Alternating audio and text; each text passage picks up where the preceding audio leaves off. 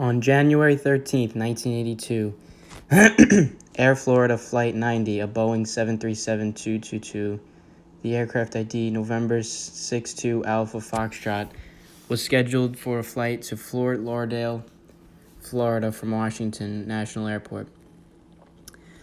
There were 74 passengers, including 3 infants and 5 crew members on board. The flight's scheduled departure time was delayed about an hour and 45 minutes due to a moderate to heavy snowfall, which necessitated the temporary closing of the airport. Following takeoff from runway 36, which was made with snow and ice adhering to the aircraft, the aircraft crashed at 16:01 Eastern Time into the barrier wall of the northbound span of the 14th Street Bridge, which connects the District of Columbia with Arlington County, Virginia, and plunged into the ice-covered Potomac River. It came to rest on the west side of the bridge, 0.75 nautical miles from the departure end of the runway 36. 4 passengers and 1 crew member survived the crash. When the aircraft hit the bridge, it struck 7 occupied vehicles and then tore away a section of the bridge railing. 4 people in the vehicle were killed, 4 were injured. The National Transportation Safety Board, or NTSB, determines that the probable cause of this accident was the flight crew's failure to use engine anti-ice during ground operation and takeoff. Their decision to take off with snow and ice on the airfoil surfaces of the aircraft, and the captain's failure to reject the takeoff during the early stage when its attention was called to the instrument readings. Contributing to the accident were the prolonged ground delay between de-icing and the receipt of ATC takeoff clearance, during which the airplane was exposed to continuation precipitation, the known inherent pitch-up characteristics of the B-737 aircraft, when the leading edge is contaminated with even small amounts of snow or ice, and the limited experience of the flight crew in jet transportation winter operations. Me personally, this accident should have never happened. The pilot and the crew member, the whole team, should came to a decision where they don't fly because the snow and the ice is too bad and is not eligible to fly. But that's not the decision they made. That's just my opinion. I interviewed my uncle, who was an air traffic controller for the TRACON in New York State. My first question was, why would a pilot take off in heavy snowfall? He answered with, that's a good question. It's tough to answer, but pilots fly in hard conditions all the time. It's what they signed up for. Most pilots have flew in snowy conditions, icy conditions before, but they shouldn't fly when they don't feel it was safe. My second question was, could anyone in air traffic control could have stopped this accident? He replied with, no, it is the right of the pilot in command who has the final say if it's safe to fly. My last and final question was, should tests be performed on pilots to make sure that they are mentally stable?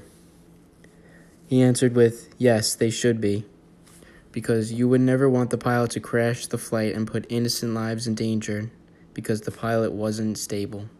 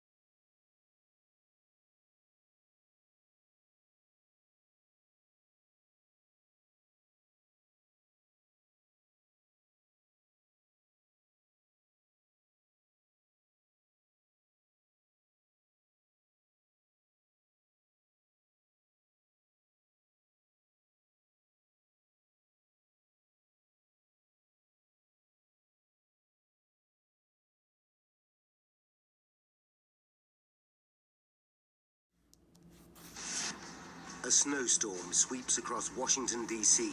as a routine flight to Florida takes off. Suddenly, the aircraft starts shaking. 24 seconds later, it smashes into a busy motorway bridge and plunges into the icy river below. 78 people are dead, and a desperate rescue effort gets underway. How did a routine flight turn into one of the most horrific disasters in aviation history? Now a team of experts must discover exactly what downed Air Florida Flight 90. Disasters don't just happen. They're a chain of critical events. Unravel the clues and count down those final seconds from disaster.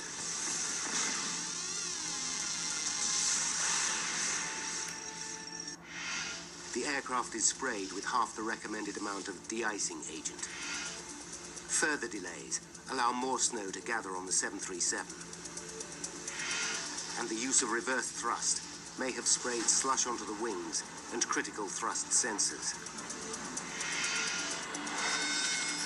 23 minutes to disaster. Electrical. Wheaton and Pettit leave their engine anti-ice system off. As a result, thrust sensors in both engines freeze up, causing them to send misleadingly high readings to the cockpit. 40 minutes to disaster.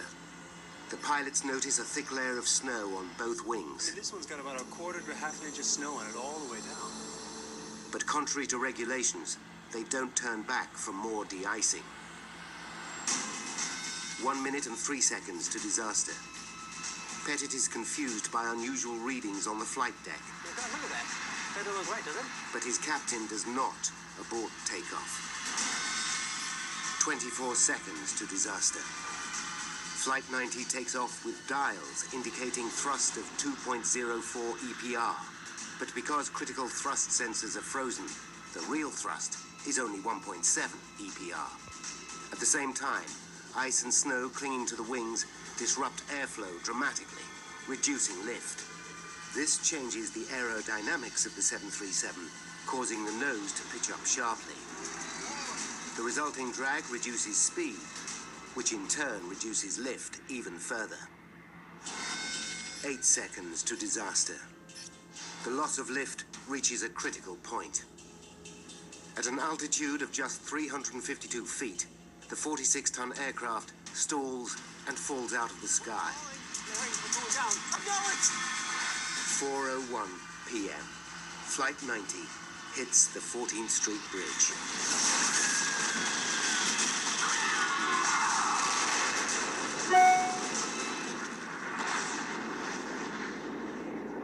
The disaster claims 78 lives, including those killed on the bridge.